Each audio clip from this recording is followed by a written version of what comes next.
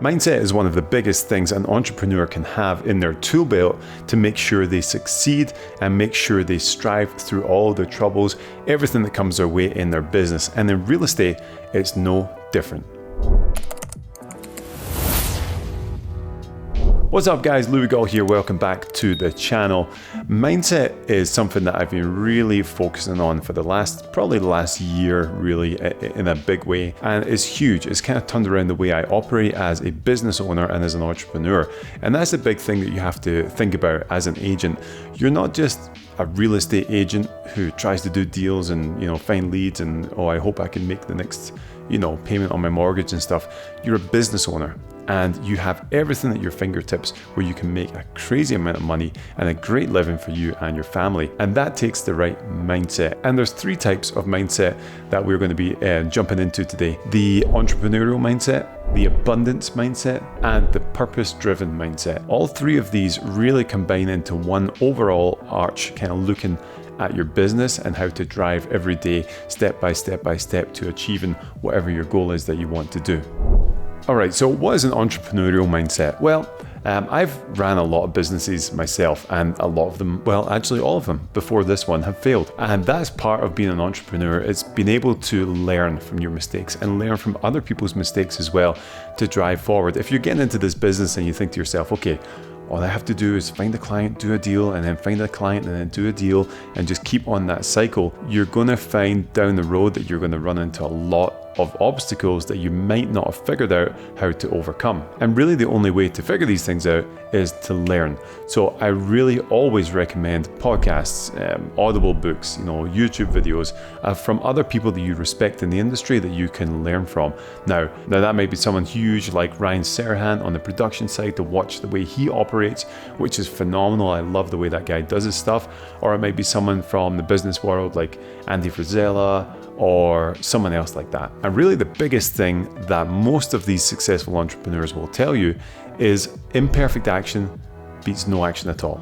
And a lot of times in business in general, we can overthink things just way too much. Okay, I have to, if I'm launching a YouTube channel, I have to make sure I have the right camera, the right microphone, the right backdrop, the right lights and everything like that. Whereas really, all people care about is the content that you're producing, So if you look back at some of my first videos from this channel, they're pretty crappy because they were just done on my iPhone. And as we kind of rolled along, we upgraded obviously, but that's the thing, it's imperfect action. I didn't want to wait until I had everything perfect. I just wanted to start running and get the content out. And of course, it's proved to be something awesome in my life that I love doing. And this is the same thing in my production business as well.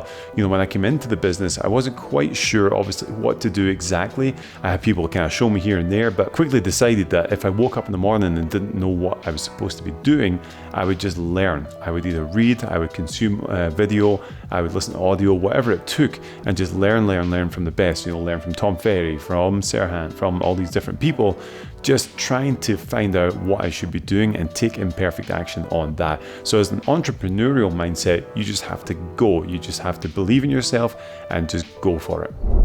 And most of the time with this is it doesn't really matter if you fail. Like, who cares? It doesn't matter. I tried a whole FSBO marketing scheme where I was sending like these books out to every FSBO I found on Zillow. I sent these like beautiful books out to them. I spent a couple $1,000s, I think, and I got like 0 in return, but I thought it could be a good shot at doing it. So I just went for it. I learned from it. That didn't work. Then I started moving to the digital realm and that started working for me. So you just have to take action. For me, I wanted to free up time and I wanted to give myself more time to grow my business. So I hired a TC. Is the TC cheap? No, not at all. But it takes so many tasks away from me that my time is freed up to do more productive things that are going to grow my business. The next one is having an abundance mindset. And of course, it's the old conversation about abundance versus scarcity. You have to be able to think in abundance, win-win situations, that you're always going to come out on top, that you believe in yourself no matter what. And one of the biggest things about believing in yourself is knowing your self-worth. Now, a lot of the times when you first get into the business, you're going to start taking listings at a super discount, or you're going to start like paying for all this different stuff for clients just to get the deal done so you can get the scraps from the table just to feed yourself. And obviously I came from the fitness industry before I got into real estate. So the money was crazy moving over here. So I was like that at the very start as well. But I learned what my value was. All of a sudden, when I started saying no to discounting commission and some other things, not only did it fill myself with value inside, but it also projected onto other people. And actually, the more I started saying no, the more I started getting yeses from clients and people reaching out, because they knew I wouldn't discount myself. And if I don't discount myself, I'm not going to discount their property or whatever it is they're trying to do inside of real estate. And one of the biggest lessons I learned in abundance, when I always want to think about winning and betting on myself and pushing through, is actually the way that I treat and approach and work with others. Now, a lot of the times when agents get to the opposite sides of the transactions, they start to have this interaction where it's like me versus you. I want to win. I don't want to give in anything to you, and this kind of craziness. And it's the dumbest thing I've ever seen in my life. Always, whenever we get a deal penned out, I'm talking to the agent like, hey, we're on the same team. Everyone's trying to get the deal done. Your seller wants to sell. My buyer wants to buy. Let's do this together. And all of a sudden, you're creating this like unified team to just get this one transaction done.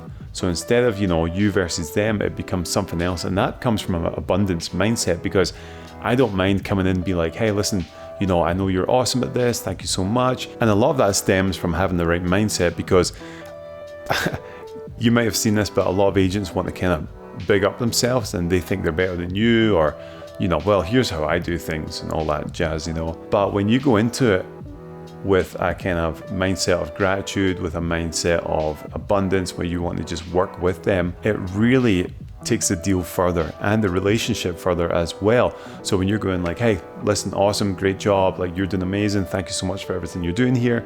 Can we get into the house for inspection at this time? No, we can't. Okay, when would work for you? Okay, thank you so much. It's just like, you might be thinking like, this is the dumbest thing I've ever seen in my life, but I'm telling you, there are agents out there who don't understand this, and they're always just trying to chip away at the other agent and like beat them down.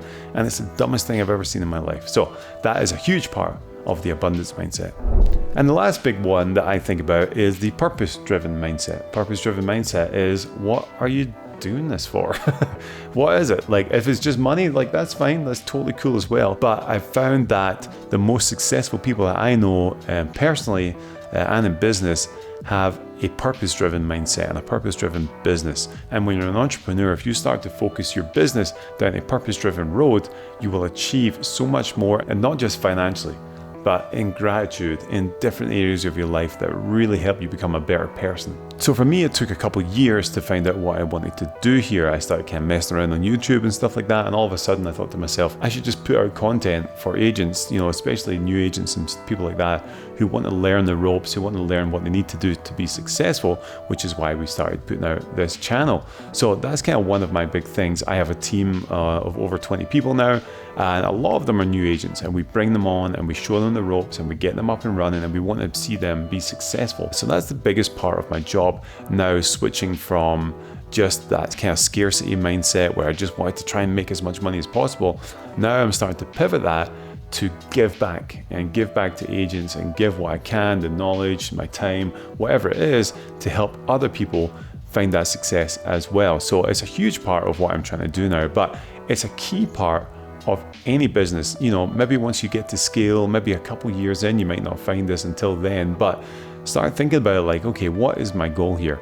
And the biggest way to think about it is like, if I was financially free, like what would I like to do? For me, I want to teach people how to do things, and I want to help people get from point A to point B, and I want to help people become financially free and whatever that is. So that's kind of what I think of. If I was completely financially free, what would I be doing with my life? And then project that into your business.